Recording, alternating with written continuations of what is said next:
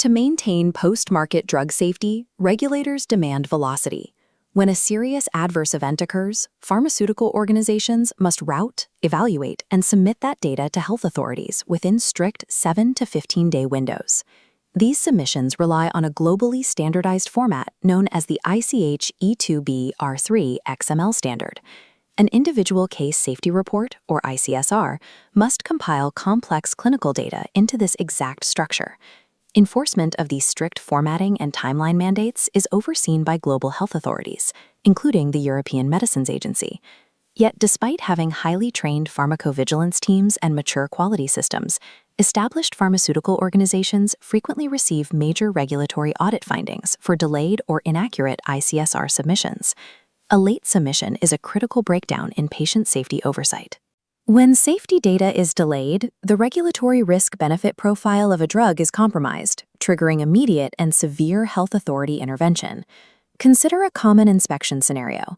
A regulatory inspector reviews a company's safety database and issues a major finding after identifying a recurring pattern of late ICSR submissions over a 6-month period. For a marketing authorization holder, a major finding triggers immediate operational disruption. It necessitates urgent remediation plans, redirects resources toward intensive follow-up audits, and casts regulatory doubt over the entire product portfolio. Achieving continuous inspection readiness requires moving past data entry speed.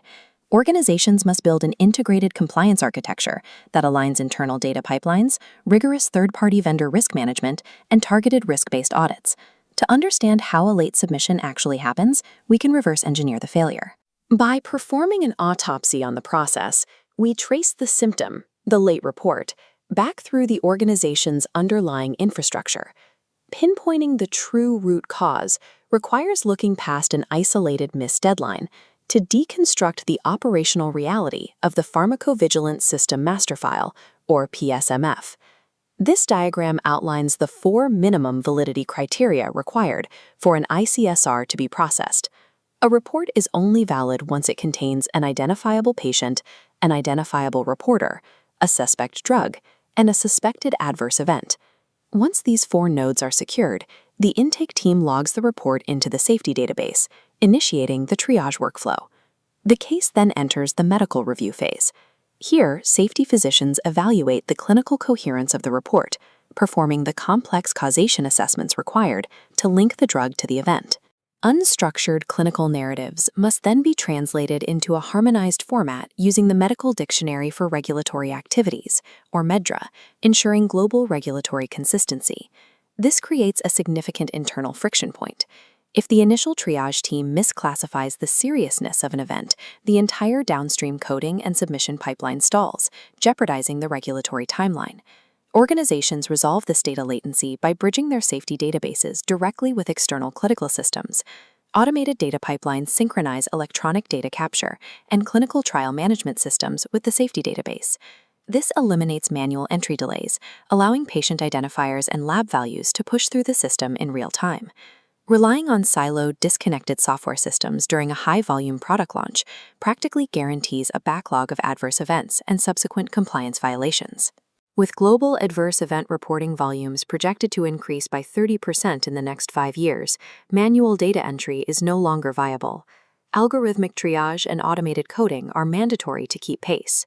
However, an organization can engineer a perfectly automated internal pipeline and still fail a regulatory inspection if the external data feeding that pipeline is compromised. Modern pharmacovigilance departments do not operate in a vacuum. Their safety data originates from an external perimeter consisting of clinical trial sites, vendor-operated call centers, and outsourced contract research organizations. Under global pharmacovigilance regulations, these external vendors are treated as legal extensions of the marketing authorization holder. The European Medicines Agency's Good Pharmacovigilance Practices, specifically Module IV B2.1, explicitly clarifies that third parties, including contract organizations, fall entirely within the sponsor's PV audit umbrella.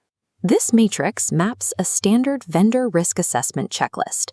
By evaluating information security infrastructure and data privacy compliance for regulations like GDPR or HIPAA, sponsors stratify third-party suppliers into low, medium, and high-risk tiers. Vendors landing in the high-risk tier face stringent evidence requirements. Sponsors must verify active SOC Type 2 reports and review documented, tested business continuity plans. If a vendor lacks operational resilience, for example, if a contracted call center experiences unexpected server downtime, the sponsor loses immediate visibility of incoming adverse events, directly causing late ICSR submissions. Identifying these gaps during the assessment workflow dictates strict contract negotiations, establishing legally enforceable service-level agreements regarding uptime and data transfer speeds. An unmitigated gap in a vendor's infrastructure translates directly into an inspection finding for the sponsor. The health authority holds the sponsor accountable for the vendor's failure. To maintain oversight, organizations deploy a continuous monitoring cadence.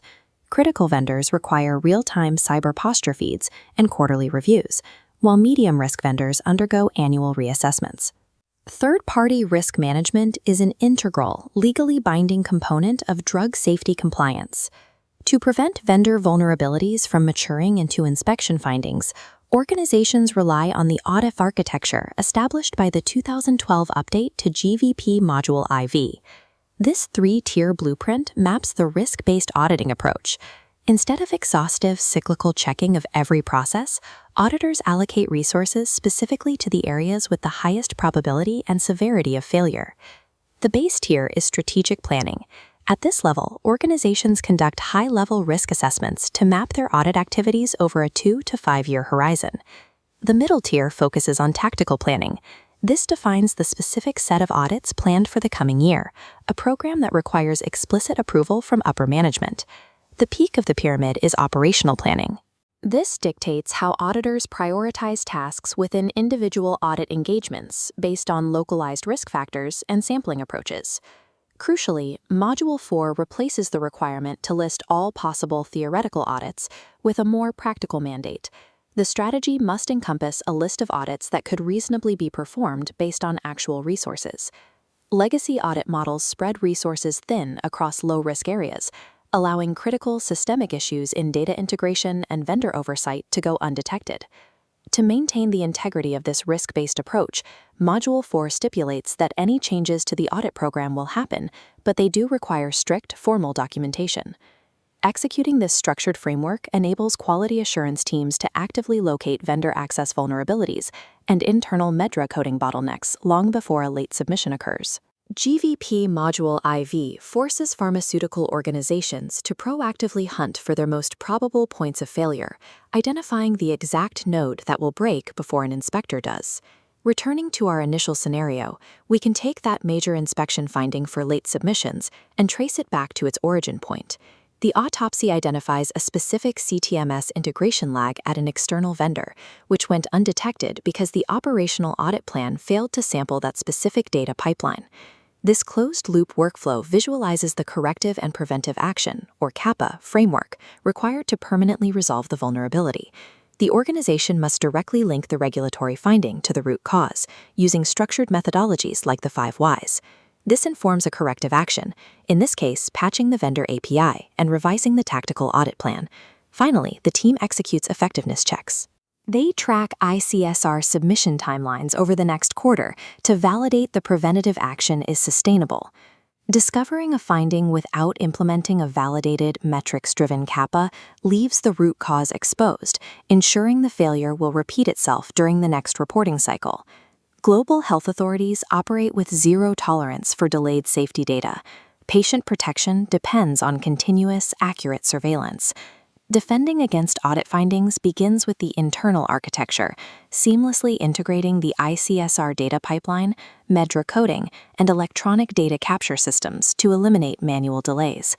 The second pillar relies on external governance, strictly enforcing third-party vendor risk protocols to secure the data perimeter. The third pillar is the shield, utilizing the proactive, risk-based audit frameworks detailed in GVP Module IV to hunt down friction points. Aligning these 3 pillars creates a PSMF that flags pipeline latency and vendor vulnerabilities before they result in a missed regulatory deadline. Mastering this integrated compliance architecture is the only sustainable way to guarantee patient safety and perpetual inspection readiness in an era of escalating data volumes.